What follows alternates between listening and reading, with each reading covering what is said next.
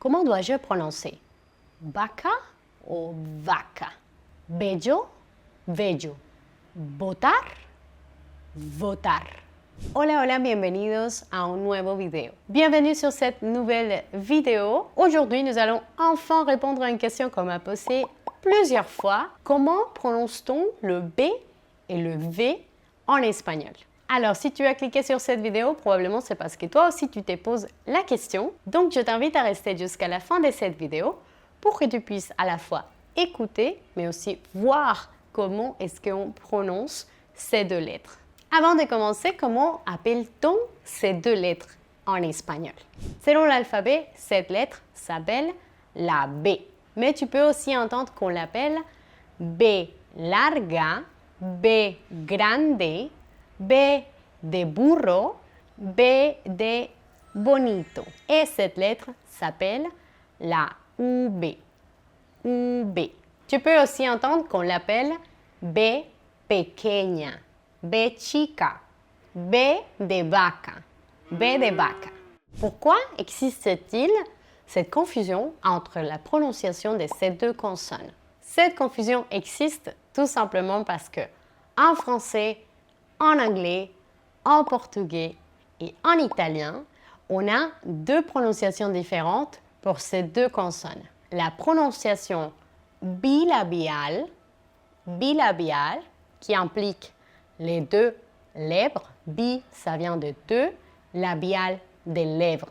C'est quelque chose comme ça. B, B. Et cette prononciation est associée à la lettre B. Mais on a aussi la prononciation labio-dentale qui implique donc notre lèvre et nos dents. Et c'est quelque chose comme ça. V, V. Mais alors, s'il y a deux prononciations possibles, une pour le B et une pour le UB, pourquoi en espagnol n'est pas si clair que ça? Quelle est la prononciation correcte en espagnol? La réponse est la prononciation bilabiale. Qu'il s'agisse du B ou du V, en espagnol, on va toujours prononcer B. B. La prononciation labio-dentale, V, V, n'existe pas officiellement en espagnol. Mais Andrea, ce n'est pas possible parce que j'ai déjà entendu des hispanophones prononcer V comme vida, venir, vino. Alors je te dirais que dans la pratique, il existe des endroits ou des personnes qui vont prononcer la UB comme en français, vino. Mais si ça arrive, sache que sûrement c'est dû à une influence d'une autre langue. Comme c'est le cas pour moi, par exemple. Comme je parle français la plupart du temps, et tu sais qu'en français, il faut bien prononcer le V, alors parfois ça peut toucher ma prononciation en espagnol. N'oublie pas que cette prononciation existe en anglais, en français, en italien et même en portugais. Ok, très bien Andrea, donc on prononce les B et le V comme un B en espagnol. Les deux se prononcent pareil. Alors pourquoi vouloir faire compliqué et avoir deux lettres pour la même prononciation? Pour répondre à cette question, il faut regarder un petit peu en arrière. Comme probablement tu le connais déjà, l'espagnol provient du latin. Et donc ces deux lettres, à l'origine, avaient des liens avec d'autres lettres du latin qui avaient des prononciations différentes. Et la Royal Academy espagnole a essayé de garder ces deux prononciations séparées. Mais après 1911, ils se sont dit c'est bon, on arrête, on va garder le même son pour les deux, ça sera plus simple. Regarde ce qui est dit aujourd'hui sur le site de la Royal Academy espagnole. No existe en español ninguna diferencia en la pronunciación de las letras B y V. Las dos representan hoy el fonema bilabial sonoro B. Por tanto, no es propio de nuestra lengua articular la B como labio dental, es decir, apoyando los dientes superiores en el labio inferior, como ocurre en otros idiomas. Así pues, pares de palabras como vaca y vaca, bello y bello, acervo y acervo se pronuncian exactamente igual. Il y a encore des personnes et même des professeurs qui insistent sur le fait que ces deux lettres se prononcent différemment. Mais même l'alphabet phonétique international nous dit que cette phonétique n'existait pas en espagnol. Encore une fois, elle n'existe pas officiellement, mais tu peux l'entendre et ça va être à cause d'une influence d'une autre langue. Par contre, il faut savoir qu'à l'écrit, cette différence est restée. Et c'est d'ailleurs une différence importante pour savoir quelle est la signification du mot. On n'a pas la même signification pour vaca ou vaca. Bello, bello. Botar, botar. Vaso, vaso. Donc, comme ces mots se prononcent exactement pareil, mais qu'ils ont une signification différente, je vais en tirer leur signification du contexte de la phrase. D'ailleurs, ces mots sont connus comme palabras homófonas. Alors, tout ça, c'était pour la théorie. Donc, on a répondu à la question. Maintenant, il faut savoir que le son B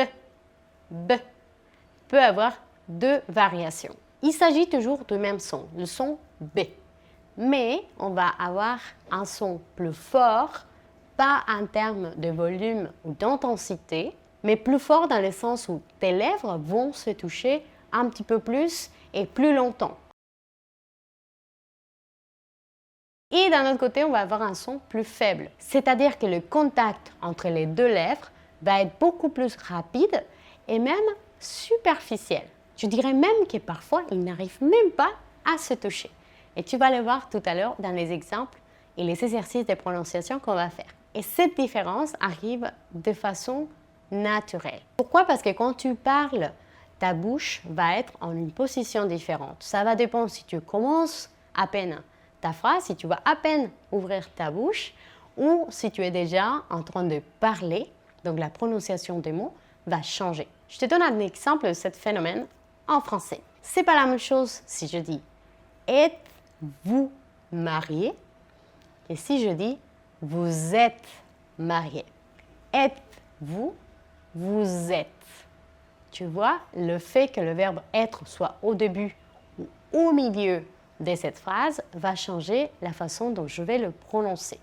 C'est ce qu'on appelle la liaison. Et quant au B et V en espagnol, cette différence dans la prononciation s'est faite de façon naturelle. Ce n'est pas quelque chose que nous faisons exprès.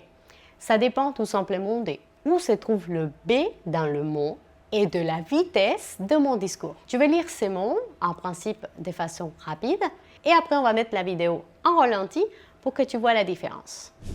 Bonito, vida, enviar, cabeza, había, avión.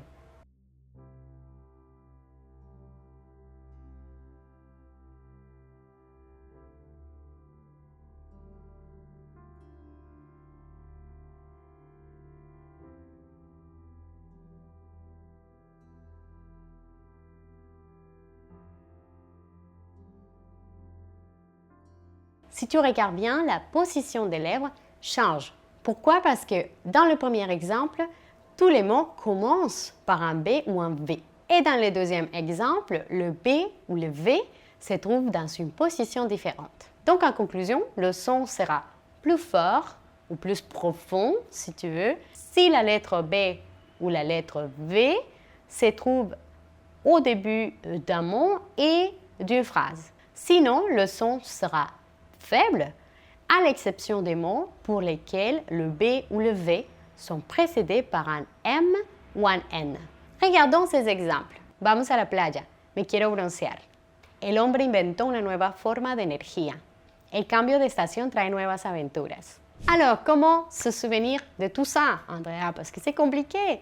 Je n'ai pas le temps d'analyser, de réfléchir si le mot est au début, si le mot est au milieu. Je te rappelle que ces deux prononciations se font de façon naturelle. Nous, les hispanophones, parfois, nous n'avons même pas conscience de cette différence. Et c'est tout simplement parce que ça va dépendre de la position de ta bouche quand tu vas prononcer ce mot-là. Si tu viens de dire un autre mot, la position de ta bouche va changer.